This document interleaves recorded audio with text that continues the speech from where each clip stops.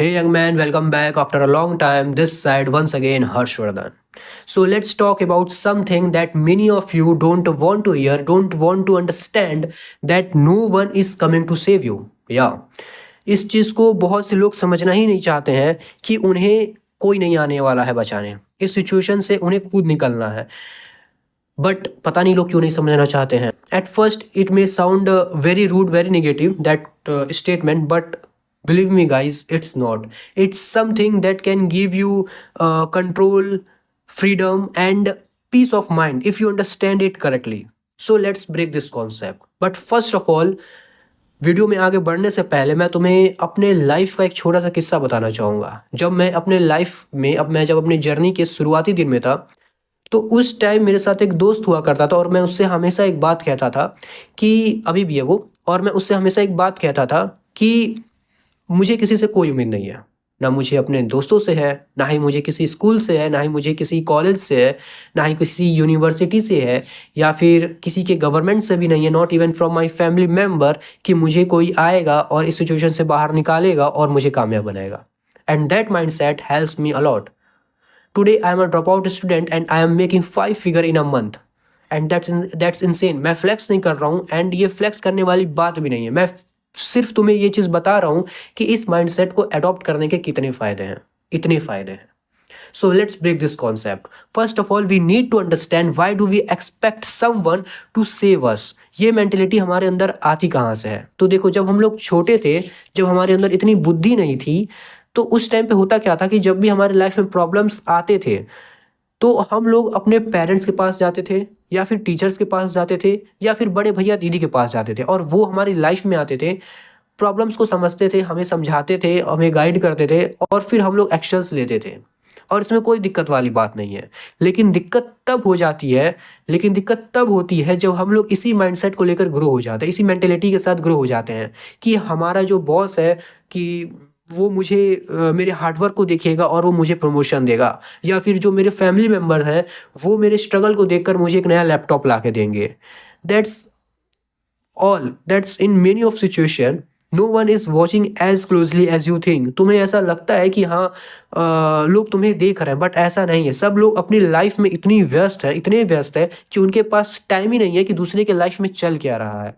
And one more thing I would like to say that कि जो hard work है and struggle है वो ज़रूरी नहीं है कि हर बार विजिबल ही हो, नोटिसेबल ही हो, ज़रूरी नहीं है। दैट्स वाई तुम्हें जितना जल्दी हो सके इस एटीट्यूड को अडॉप्ट करना है कि no one is coming to save you. ना ही तुम्हारे फैमिली मेम्बर्स, ना ही तुम्हारा कोई पार्टनर, ना ही तुम्हारे फ्रेंड्स, ना ही तुम्हारा स्कूल, ना ही तुम्हारा कोई कॉलेज, यूनिवर्सिटी या फिर गवर्नमेंट, कोई नहीं आने वाला है तुम्हें इस सिचुएशन से बाहर निकालने के लिए। It's only you and only you. And I know अब तुम्हारे दिमाग में ये बात चल रही होगी कि what if I fail.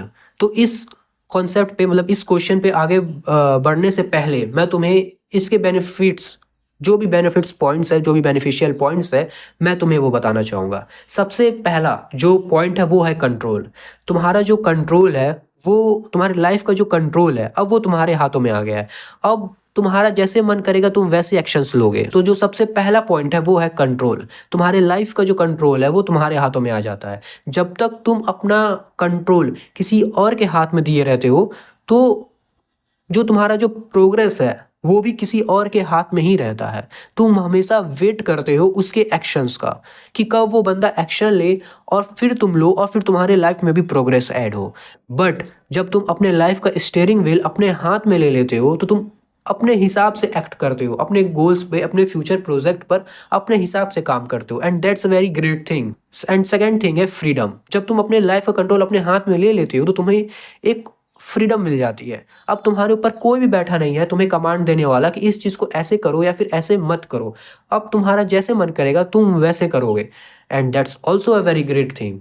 And third thing is that peace of mind. जब तुम्हारा कंट्रोल, जब तुम्हारा फ्रीडम तुम्हारे हाथ में आ जाता है, तो थर्ड थिंग भी अपने आप आ जाएगा। अब तुम्हारे ऊपर कोई नहीं बैठा है तुम्हारे ऊपर दबाव बनाने के लिए कि इस काम को इतना जल्दी करो या फिर ऐसे करो। कोई नहीं बैठा है। अब तुम चीज़ों को अपने हिसाब से एग्जीक्यूट कर रहे हो, उसका डेडलाइन तुमने अपने हिसाब से रखा है।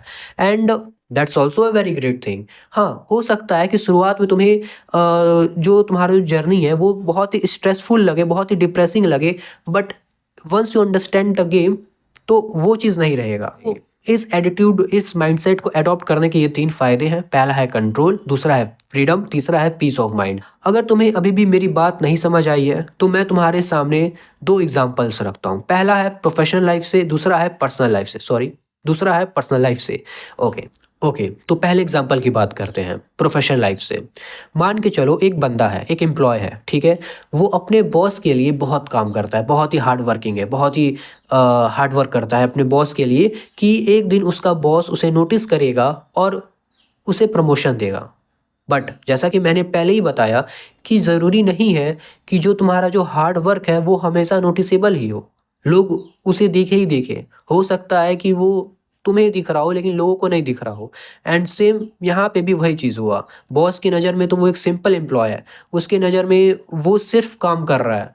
हार्ड वर्किंग क्या और स्मार्ट वर्किंग क्या उसके नज़र में कुछ भी नहीं। वो उसके नज़र में सिर्फ ये है कि हाँ, एम्प्लॉय सिर्फ काम कर रहा है।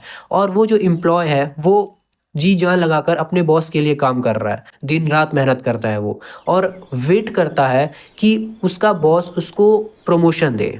और वहीं दूसरी तरफ एक और एम्प्लॉय है जो कि काम खत्म होने के बाद अपने ऊपर ध्यान देता है, स्किल्स को सीखता है, मनी मेकिंग कॉन्सेप्ट को सीखता है, और कुछ ही मंथ बाद वो पैसा भी बनाना शुरू कर देता है। मतलब 2-3 महीने नहीं, फिर भी 6, 7, 8, 10 महीने बाद वो उसके पास एक नया इनकम सोर्स आ जाता है जहाँ से वो पैसा बना रहा है। एंड वो जो पहला एम्प्लॉय है वो अभी भी अपने बॉस का वेट कर रहा है कि वो उसे प्रमोशन देगा। या फिर तुम इस चीज़ को ऐसे भी देख सकते हो कि जो अमाउंट मैं अभी बना रहा हूँ, अगर मैं कॉलेज के भरोसे बैठा होता तो वो मैं आज से 3-4 साल बाद बना रहा होता। या फिर जो बच्चे कॉलेज में हैं, जो बच्चे कॉलेज के भरोसे बैठे हुए हैं, वो 3 से 4 साल बाद बनाएंगे। और कहीं ना कहीं देखो तो मैं उन बच्चों से 3 से 4 साल आगे चल रहा हूँ। And that's a very great thing. That's why मैं तुमसे ये चीज़ कहूँगा कि no one is coming to save you. And इस माइंडसेट को, इस एटीट्यूड को जितना जल्दी हो सके उतना जल्दी अपने दिमाग में घुसा लो, अडॉप्ट कर लो, क्योंकि ये बहुत सही चीज़ है। दैट्स वेरी गुड न्यूज़ कि no one is coming to save you. Second example is from your personal life. हम सभी लोग बड़े हुए हैं बॉलीवुड मूवीज देख के, जहाँ पर लड़के का ब्रेकअप होता है और उसके लाइफ में एक लड़की आती है और फिर वो उसे हील करती है। और हम सभी बॉयज़ के, मोस्ट ऑफ द बॉयज़ के दिमाग में यही चीज़ चलती है कि हाँ, मेरा ब्रेकअप हुआ है तो मेरे लाइफ में एक लड़की आएगी और वो मुझे हील करेगी। And that's absolutely very weird thing, very delusion thought कि तुम ऐसा सोच कैसे सकते हो। वो एक बॉलीवुड है और एक तुम्हारी एक ये रियल लाइफ है। ऐसा कुछ भी नहीं होने वाला है। बट बहुत से लड़कों के दिमाग में ये चीज़ रहता है। लेकिन वहीं दूसरी तरफ कुछ ऐसे भी लड़के हैं जो अपने ऊपर काम करना शुरू करते हैं, जो नए नए हैबिट्स को फिक्स करते हैं, उसे सीखते हैं और अडॉप्ट करते हैं, और कुछ टाइम बाद वो उसके रिजल्ट्स देखना शुरू कर देते हैं। एंड वहीं दूसरी तरफ वो जो लड़के जो बॉलीवुड मूवीज देखकर बड़े हुए हैं वो अभी भी किसी का इंतज़ार कर रहे हैं, किसी राइट मोमेंट, किसी राइट पर्सन का वेट कर रहे हैं। एंड दैट्स वाई मैं तुम्हें यही कहना चाहूँगा कि इस एटीट्यूड को, इस माइंडसेट को जितना जल्दी हो सके वो अडॉप्ट कर लो कि no one is coming to save you. अब आते हैं उस कॉन्सेप्ट पे, उस क्वेश्चन पे जो तुम्हारे दिमाग में चल रहा है, व्हाट इफ़ आई फेल। अगर मैं गया अपने आपसे चीज़ों को ट्राई करने, एग्जीक्यूट करने, और क्या हो अगर मैं फेल हो गया। तो first thing is that my brother कि failure is a part and parcel of life. ऐसा हो ही नहीं सकता है कि तुम फेल ना हो। तुम्हारा जो पहला स्टेप है, वो पहला ट्राई है, वही सक्सेस हो जाए, ऐसा हो ही नहीं सकता है, पॉसिबल ही नहीं है कि तुम्हारा जो पहला वीडियो है, तुम्हारा जो पहला चैनल है वही बूम कर जाए, या फिर जो तुम्हारा जो पहला जो बिजनेस है वही बूम कर जाए। ऐसा हो ही नहीं सकता है।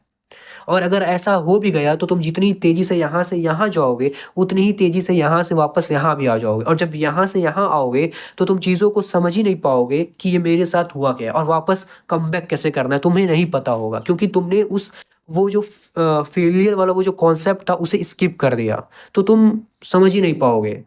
And second thing is that कि when you fail you learn, you adopt that habit which makes your progress fast, और तुम उस हैबिट्स को छोड़ते हो जो तुम्हारे प्रोग्रेस को स्लो बनाता है। And third thing is that कि अगर तुम किसी राइट मोमेंट या राइट पर्सन का वेट कर रहे हो तो तुम सिर्फ वेट करते रह जाओगे, तुम्हारे लाइफ में कुछ भी वैल्यू नहीं ऐड होगा। All everything remains same, everything remains same.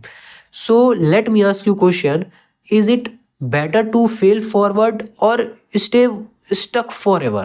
Think about it. Thank you everybody, thank you.